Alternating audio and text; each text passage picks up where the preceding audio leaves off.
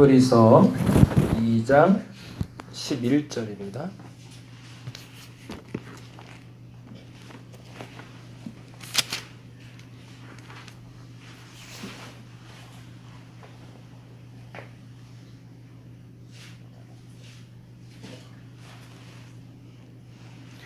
히브리서 2장 11절 말씀 같이 한 목소리로 읽도록 하겠습니다.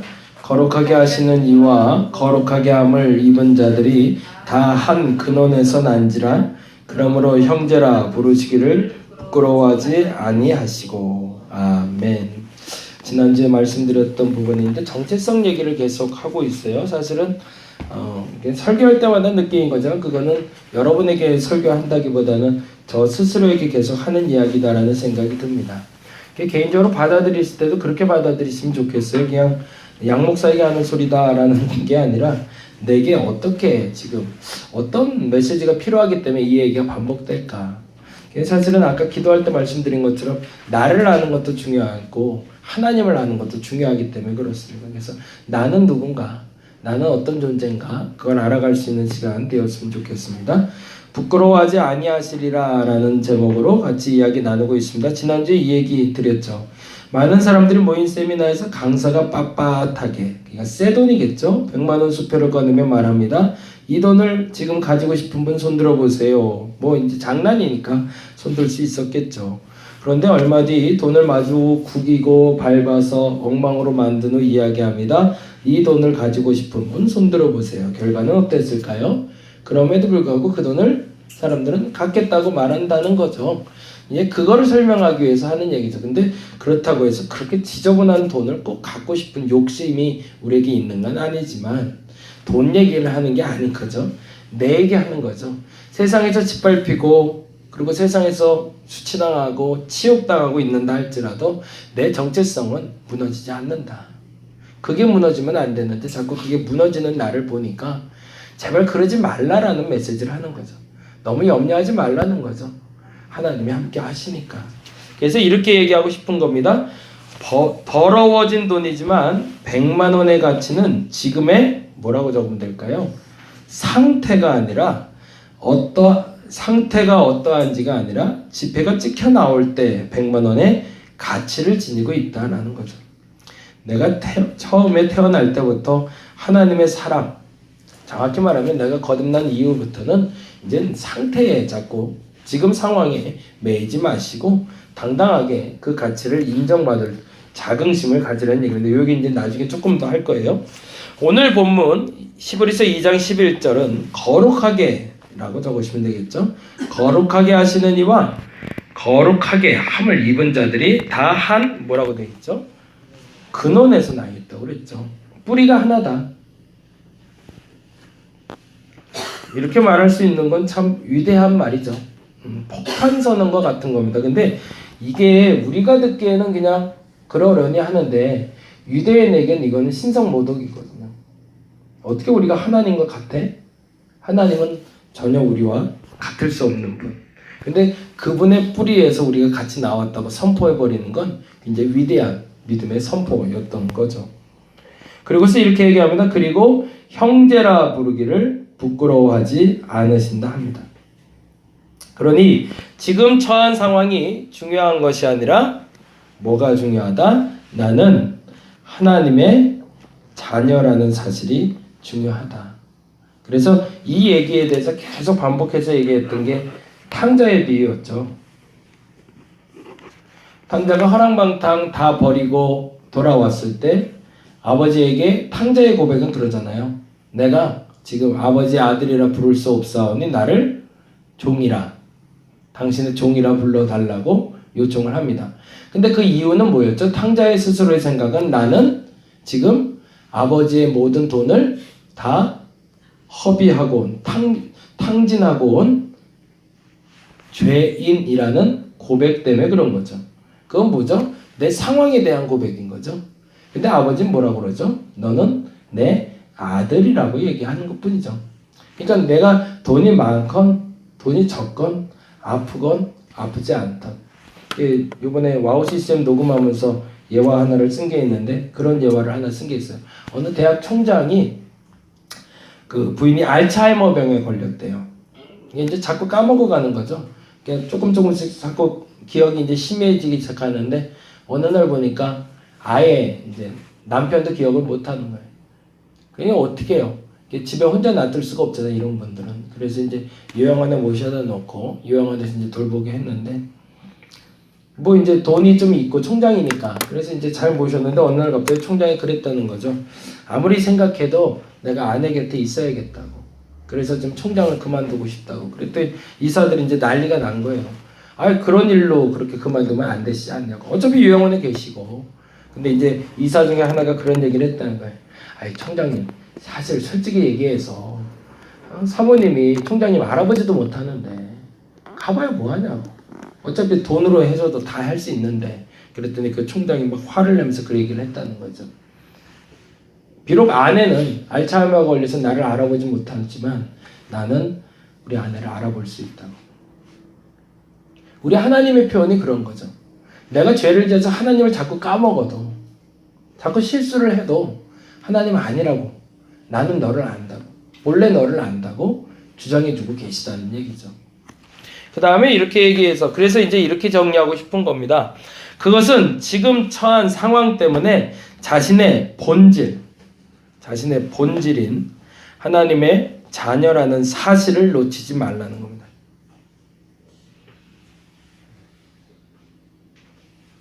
두 번째는 그것은 지금 처한 상황 때문에 자신의 본질인 하나님의 자녀라는 자부심을 가지라는 얘기예요. 사실은 이 자부심이 있는 이에게 열매를 맺게 하시는데 이후 열매는 내가 생산해내는 것이 아니라 주님이 맺히게 하시기 때문입니다. 이제부터는 내가 일해서 거두어지는 것들도 물론 있겠지만 주님이 참된 열매를 거두게 하신다는 거죠. 여러분의 정체성 다시 한번 점검해 봤으면 좋겠어요. 자꾸 상황에 휘둘리게 되는데 우리가 사람 말에 휘둘리잖아요. 누가 뭐라 그러면 여기 솔깃했다가 누가 뭐라 그러면 저것도 솔깃했다가 그랬다가 다 낭패 보고 나면 그 다음부터는 막 절망하고 하나님 원망하고. 근데 사실은 뒤돌아보면 나는 하나님 뜻대로 간 게 아니라 그 사람 말 듣고 갔던 거니까 그거에 대해서는 우리가 구별을 할 필요가 있는데 내가 뭐에 휘둘리고 있는가, 내 중심이 뭔가, 이걸 세울 수 있는 시간 됐으면 좋겠습니다. 조금 더 한 번 더 이 얘기를 해야 될 것 같습니다. 로마서 12장 2절에서 5절 말씀 같이 봅니다.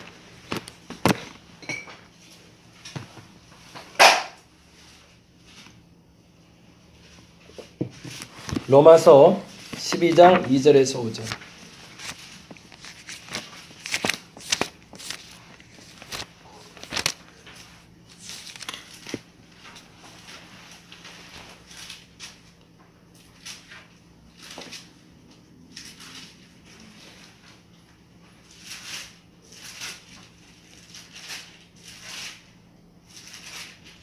신약성경 256페이지에 있습니다. 같이 한 목소리로 천천히 읽도록 하겠습니다. 2절에서 5절까지. 너희는 이 세대를 본받지 말고 오직 마음을 새롭게 함으로 변화를 받아 하나님의 선하시고 기뻐하시고 온전하신 뜻이 무엇인지 분별하도록 하라. 내게 주신 은혜로 말미암아 너희 각 사람에게 말하노니 마땅히 생각할 그 이상의 생각을 오직 하나님께서 나눠주신 믿음의 분량대로 지혜롭게 생각하라. 우리가 한 몸에 많은 지체를 가졌으나 모든 지체가 같은 기능을 가진 것이 아니니 이와 같이 우리 많은 사람이 그리스도 안에서 한 몸이 되어 서로 지체가 되었느니라. 아멘. 로마서는 1장부터 11장까지는 교리 부분이라고 얘기하고요. 12장부터 16장에는 실제적인 이야기라고 얘기합니다. 그래서 로마서는 신학의 완성이라고도 말하기도 하는데 그 중에 실제적인 이야기인 로마서 12장에는 이렇게 기록하고 있는 겁니다. 거기다 이제 적어 볼게요. 프린트에. 지금의 상태가 어떠한지가 아니라 본래의 가치를 지니고 있다는 말은 지금의 상태가 어떠한지가 아니라 본래의 가치를 지니고 있다는 말은 우리가 이 세상에 영향을 받는 존재가 아니라 이 말을 쓴 이유가 있어요. 사실은 굳이 그럴 거면 영향 주지 않게끔 하나님이 그냥 늘 똑같은 상황 주시면 되잖아요. 그렇잖아요? 아프지도 말게 하고 그냥 맨날 똑같은 일이 반복되고 있으면 우리가 상처받을 일도 없고 그냥 의당히 그렇게 살면 되잖아요. 근데 왜 자꾸 상황이 급변하고 자꾸 상처받을 일도 생기고 자꾸 그런 무너지는 일도 생기냐는 거죠. 근데 그거는 지금 말대로 영향을 받는 존재가 되라는 것이 아니라 오히려 세상을 변화시키는 존재가 되라는 것 때문에 그렇습니다. 이게 우리가 거꾸로 살고 있었던 거죠. 그동안 저 사람이 왜 이렇게 나를 괴롭히지? 그것만 나 항상 생각했는데 그게 아니라 그 사람을 변화시킬 대상이 나였던 거죠. 그 사람이 나 때문에 바뀌어야 되는 거였던 겁니다. 왜 항상 이렇게 일이 꼬이지? 근데 일이 꼬이는 이유는 내가 그 일을 풀어가야 되는 사람이기 때문이라는 거죠. 그 주도권을 하나님이 내게 주셨다는 겁니다. 상황이 잘 안 되네. 왜 이렇게 안 되지? 저 사장 때문에, 저 인간 때문에 라고만 우리는 비난해 왔는데 사실은 그 사장 때문에, 그 인간 때문이 아니라 내가 그 상황에 들어가서 내가 변화시켜야 되는 사람이라는 거죠. 근데 우리는 그 상황에 영향받으면서 왜 안 되지? 안 되는 것들만, 그리고 내가 그 안 되는 것에 영향받아서 주눅 들어있는 나만 자꾸 보게 된다는 거죠.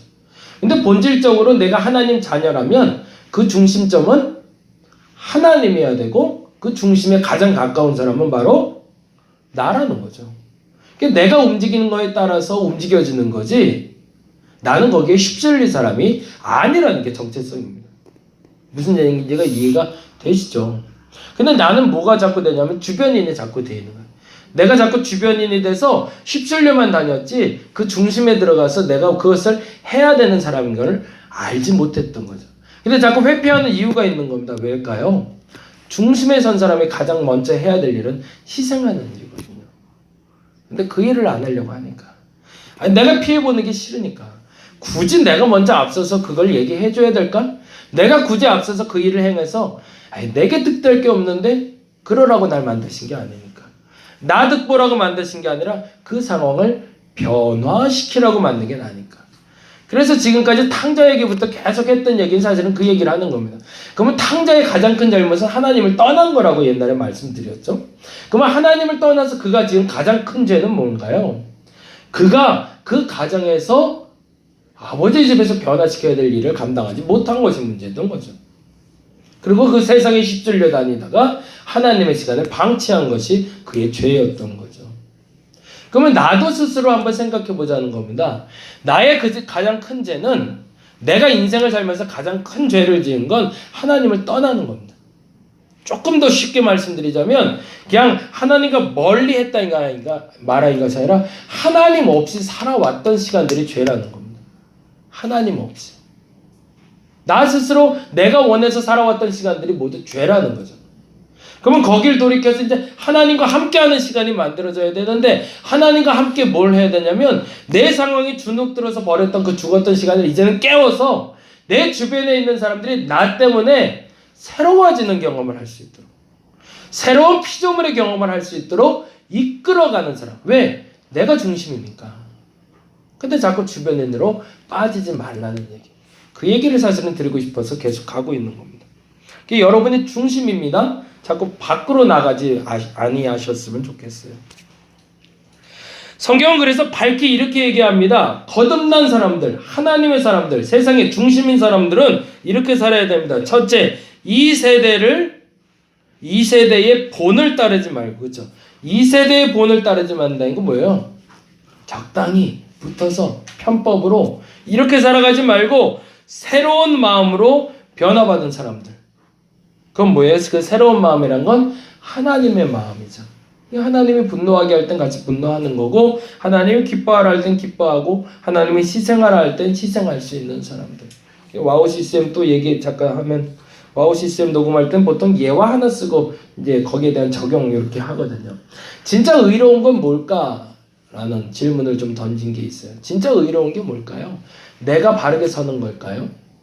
하나님이 원하는 진짜 의로움은 나로 말미암아 내 곁에 있는 사람이 바르게 되는 걸 의로움이라고 얘기합니다. 그게 의인이에요. 성경에서 말하는 의인은 네가 똑바르게 섰다라고 말하지 않아요. 나 때문에 누군가가 바로 섰다라고 말할 때 의인이라고 얘기를 합니다. 지금 말하고 싶은 것은 새로운 마음으로 변화됐다는 말은 나로 말미암아 그 누군가를 의롭게 할 사람이 되었다라는 얘기입니다. 나 때문에 누군가가 좀 바른 일을 할 수 있는 발판을 마련하게 됐다는 거죠. 그러니 나는 이렇게 할 수 있어야 되는 겁니다. 두 번째, 하나님의 뭐죠? 선하시고 기뻐하시고 온전하신 뜻이, 하나님의 공의와 하나님의 기쁨과 하나님의 온전하신 뜻이 무엇인지 뭐한다? 실현할 수 있는 사람이 되어야 됩니다. 이게 로마서 12장 2절 말씀인데 오늘 새벽에 드렸던 말씀입니다. 새벽 말씀 기억하시는 분들 같이 한번 볼까요? 고린도후서 8장 2절 말씀입니다.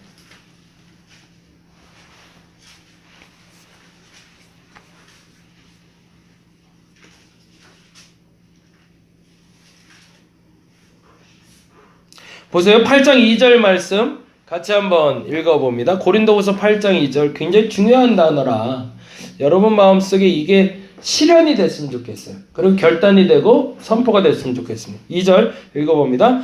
환난의 많은 시련 가운데서 그들의 넘치는 기쁨과 극심한 가난이 그들의 풍성한 연보를 넘치도록 하게 하였느니라. 완전히 반대되는 개념들이에요. 그렇죠? 환난의 많은 시련들이 그들에게 뭘 가져왔대요? 넘치는 기쁨을 가져왔대요. 이게 왜 가능하냐는 거죠. 새로운 마음이기 때문에 가능하다는 거예요. 나는 괴로운데요, 내가 많은 시련을 겪고 있는데 그들 마음속에 마음의 기쁨이 넘친대. 그냥 기쁨이 아니라 넘치는 기쁨이 있대요. 그리고 또 하나는 극심한 가난이 있는데요, 극심한 가난 가운데 뭐 한대요? 풍성한 연보를 한대요. 이건 뭐 교회에다 갖다 내라는 얘기가 아니라 여기서 말하는 연보는 예루살렘 교회가 가난해져서 극심해져서 힘들어하니 그들을 위해서 헌금을 보내주라는 얘기입니다. 그러면 마게도냐 사람들은 왜 이런 기쁨과 이런 연보를 하게 되었을까라는 거죠. 그걸 알아야 나도 하는 거잖아요. 왜 기뻤을까요? 내가 너무 고통스러운데, 아니 이렇게 해로운 일들이 내게 자꾸 일어나는데 마음은 너무너무 행복한 거예요. 왜 그럴까요? 그게 과정이고 결과가 아니라는 걸 알기 때문이죠. 이 고통은 속히 끝날 일들이고 고통 후에 내게 진짜 기쁨이 올 거를 나는 알기 때문이라는 거죠. 그리고 또 하나는 남에게 내가 하고자 하는 일을 행했을 때 그 결과가 다음과 같이 나타난다는 겁니다. 그게 8장 14절 15절이에요. 나중에 고린도후서 볼 때 같이 한번 얘기 나눴으면 좋겠는데 13절부터 15절입니다. 13절부터 15절 같이 한번 읽어봅니다. 13절에 15절. 이는 다른 사람들은 평안하게 하고 너희는 공고하게 하라는 것이 아니래요.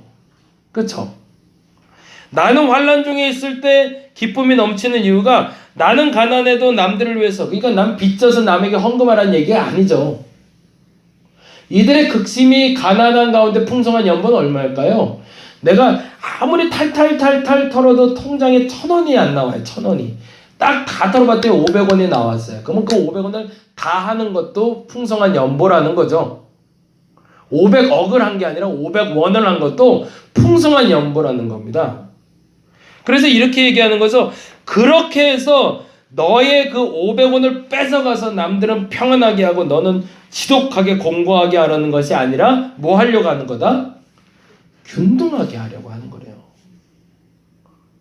이 말이 여러분에게 이해가 되셔야 되고요. 이게 진짜 교회의 기본적인 틀이 돼야 됩니다. 다른 사람을 평안하게 하려고 네 없는 돈을 뺏어다가 남에게 주려고 하는 게 목적이 아니라, 돈 얘기를 제대로 해주고 있는 거죠. 14절에 이렇게 얘기하면 14절 뭐라고 하죠? 이제 너희의 넉넉한 것으로 그들의 부족한 것을 보충하면 후에 뭐 한다고요? 그들의 넉넉한 것으로 너희의 부족한 것을 보충하여 균등하게, 그렇게 다시 한번 정리해 주는 거죠.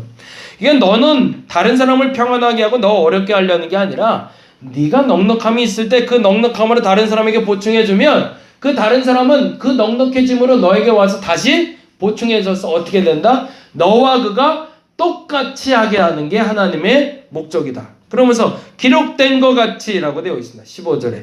기록된 것 같이는 어디에 기록됐다는 얘기일까요? 옛날에 만나 사건인 거죠. 그래서 이렇게 얘기합니다. 많이 거둔 자도 뭐 한대요? 남지 않는데요. 그리고 적게 거둔 자도 모자라지 않는데. 왜 그럴까요? 많이 가진 사람은 어디로 흘러갔습니까? 적게 가진 사람한테 흘러갔으니까. 적게 가진 사람은 왜 모자라지 않을까요? 난 조금밖에 안 갖고 왔는데 생각보다 많이 먹어요, 사람들이 만나를. 나는 가족이 10명인데 우리 애가 조금 아프니까 덜 먹겠지 해서 한 4-5개만 갖고 왔는데 생각보다 애들이 잘 먹어요. 어떡하지? 근데 옆집에서 10개 갖고 왔다고 남았다고 갖다 줬다는 얘기죠. 그래서 서로 간에 부족하지 않은 균등함이 나타나는 상태, 그 상태가 되는 걸 그리스도인의 새로운 마음이 된 상태라고 말하는 겁니다. 근데 이 일이 우리의 삶 속에 반복적으로 일어나야 되는데 그러려면 뭐부터 시작해야 된다는 거죠? 그 누군가에게 공급받는 것이 시작되는 것이 아니라 내가 먼저 내가 가진 것에 대해서 누군가에게 나눠줬을 때 그것이 그와 내가 균등해진다는 것을 아는 것. 이건 굉장히 큰 영적인 의미가 있는데요. 내가 남들에게 줄 때 판단은 어떤 판단이 들어갈까요? 자꾸 내가 높은 데 가 있어요. 저 사람 가난하니까 도와줘요. 개척교회 도와줄 때 사람들이 보통 그 마음을 많이 가져요. 저 교회는 가난하니까 도와줘야지.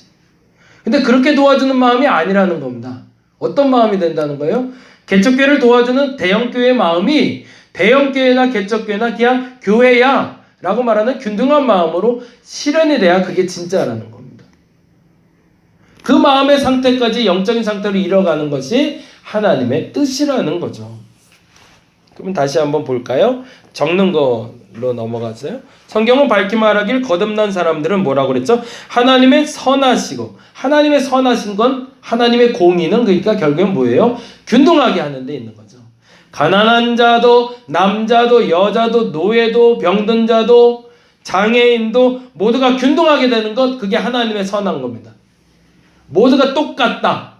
모두에게 공평하게 공급받아서 그리고 기뻐하게 되는 거죠. 무슨 기쁨인 거죠? 너와 내가 똑같아진 것이 얼마나 행복한 일인지를 알게 되는 것.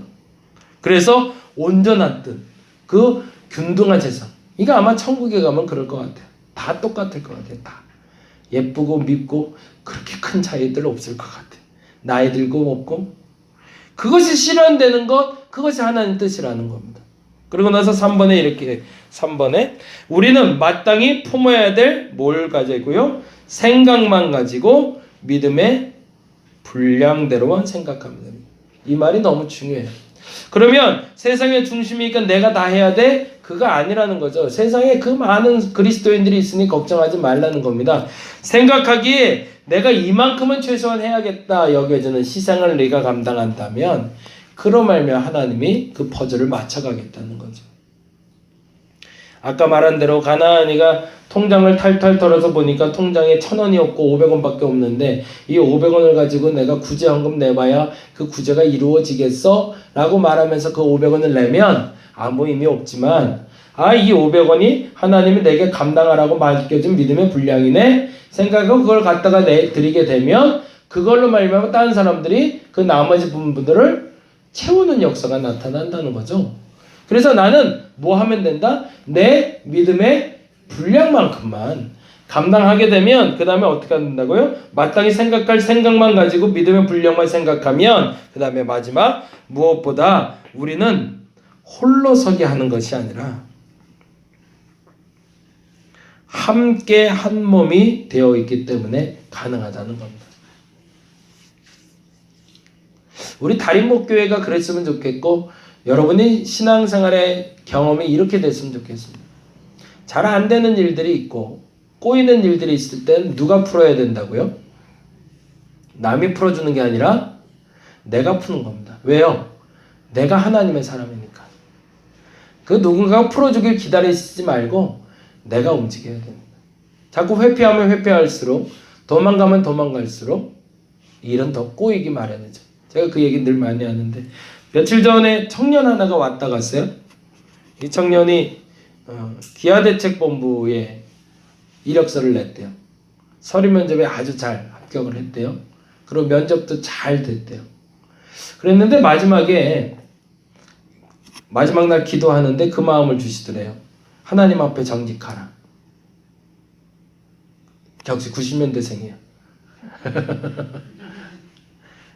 근데 이 친구가 그 말에 마음에 확 와닿대요. 그러면서 이제 면접하러 앉아있는데 하필이면 그 면접하는 사람 중에 부회장이라는 사람이 유독 자기한테만 물어보더래요. 어제 무슨 기도했냐고. 오, 그래서 이거 하나님 뜻이구나. 정직하게 얘기하라고.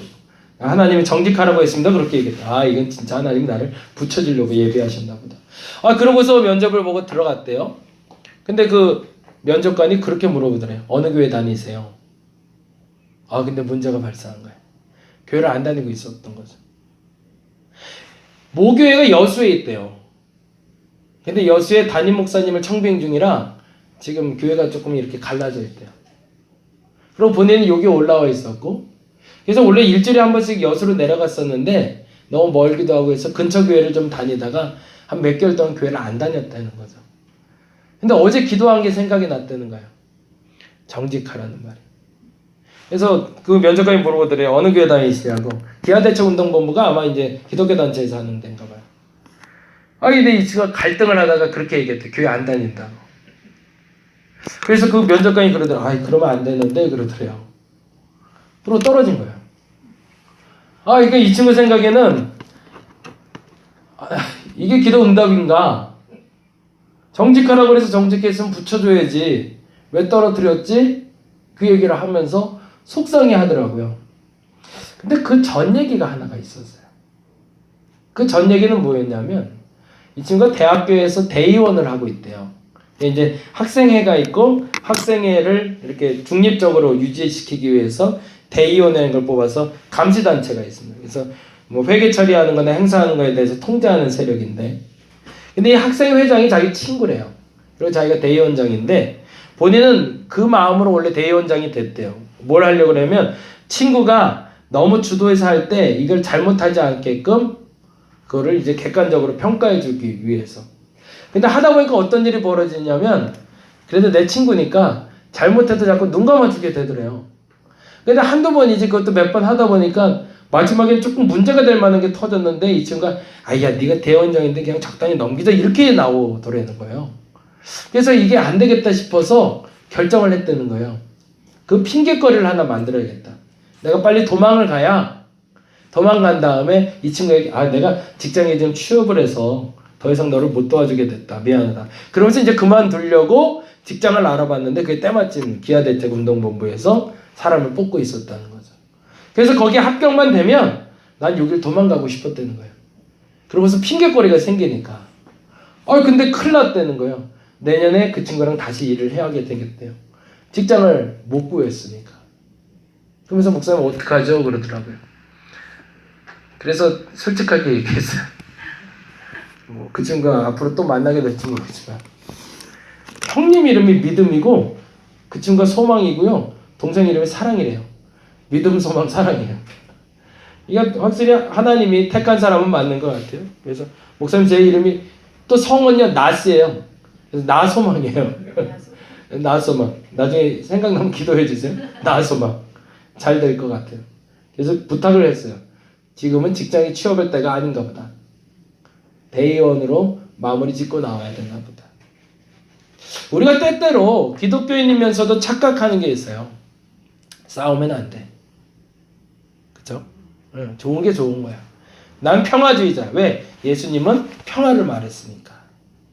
근데 그렇게 말하면서 해야 할 일을 감당하지 않고 도피할 때가 너무 많아요. 근데 그게 아니라는 거죠. 그렇게 도망갔을 때 너에게 맡겨진 사명을 감당하지 못했다는 죄가 쌓인다는 거죠. 그 사명은 뭐였죠? 세상에 오염되지 말아야 되는 것도 있지만 세상을 변화시키는 게 내 일이니까.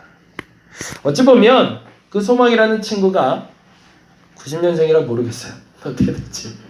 만일 그 말이 무슨 말인지 알아듣고 그 대의원의 역할을 잘 감당한다면 아마도 교회가 분란난 것도 하나님 해결해 주시리라 믿습니다. 그리고 그의 신앙도 바로 설 거고 그 이후의 직장도 하나님이 책임질 거라 저는 믿어요. 근데 만일에 거기서 또 회피해서 본인보다 좀 본인이 쉽게 들어갈 수 있는 직장을 얼른 구해서 도망간다면 미안한 얘기지만 죄송한 얘기지만 저는 확신하건대 그 일은 또 쫓아올 겁니다. 그래서 그 직장 내에서도 똑같은 일을 경험을 할 거예요. 그래서 도망가고 싶은 마음이 또 생길 거예요. 우리에게도 똑같이 적용되는 단어입니다. 도망가면 그 일이 계속 쫓아옵니다. 그리고 그 일을 해결하기 전에는 하나님이 나를 놔주질 않으세요. 왜요? 그걸 안 하면 내가 세상을 변화를 못 시키기 때문에. 그 일이 뭔지는 여러분이 아실 거예요. 여러분을 계속 쫓아오는 그 어둠의 그림자 같은 그 문제를 먼저 해결해 내시기 바랍니다. 왜요? 하나님은 나를 당신의 사람으로, 당신의 자녀로 중심에 세워놨지 변들에 세워놓은 게 아니니까. 이게 억울하고 속상하시면 하나님 안 믿으시면 돼요. 근데 어쩌겠어요? 내가 그 중심에 서 있는 걸, 그 중심에 그 역할을 해야 되는 걸, 하나님의 자녀이기 때문에 어떻게 감당해야 될지. 근데 어떻게? 내 믿음의 분량만큼만, 내가 할 수 있는 만큼만 감당하시면 나머지는 다른 사람이 감당해 줄 겁니다. 너무 걱정하지 마시고 그 분량만큼만 감당할 수 있는 분들 되시기 바랍니다. 마지막, 이 말이 참 좋아서 이 말은 그대로 썼어요. 이제 송기철 장로님 책인데요. 같이 한번 읽어가면서 적겠어요. 내 마음을 지배하는 것은 다른 사람의 행동이나 감정이 아니라 나 자신이어야 돼. 정확히 말하면 하나님의 사람, 하나님의 자녀여야 됩니다. 그렇죠? 나를 주관하는 건 다른 사람의 행동과 감정이 아닙니다. 나입니다. 보다 정확히 나는 하나님의 자녀입니다. 내 마음은 하나님의 마음에 따라 지배받는 겁니다. 만일 누군가의 어떤 사건으로 인해 마음이 상한다면 그것은 그 누군가에게 혹은 그 사건에게 마음을 빼앗긴 상태라는 겁니다. 그 사람과 사건에게 빼앗긴 마음의 열쇠를 찾아오셔야 됩니다. 오늘은 그 마음의 열쇠를 되찾아올 수 있기를 기도했으면 좋겠습니다. 그 열쇠를 내주지 마시기 바랍니다. 그 열쇠만 내주지 않으면 그 어떤 사람도 여러분의 마음의 키를 열지 못할 겁니다. 그 마음의 열쇠가 여러분 거였습니다. 다른 사람 게 아닙니다. 여러분만 내주지 않으시면 그 마음은 절대 상할 일이 없다는 얘기입니다. 방법은 뭐밖에 없을까요? 기도밖에 없습니다. 안타까운 일이지만 기도밖에 없습니다. 그 마음의 열쇠를 지키는 일, 그 마음을 지키는 일은 오직 기도밖에 없습니다. 오늘 그 기도로 마음의 열쇠를 지키시고 세상에 오염되고 세상에 휩쓸리는 내가 아니라 세상을 변화시키는 내가 되게 해달라고 기도하는 저와 여러분 되시기를 간절히 바랍니다. 12시까지만 죄송하지만 기도하고 우리 식사 같이 하고 가도록 하겠습니다.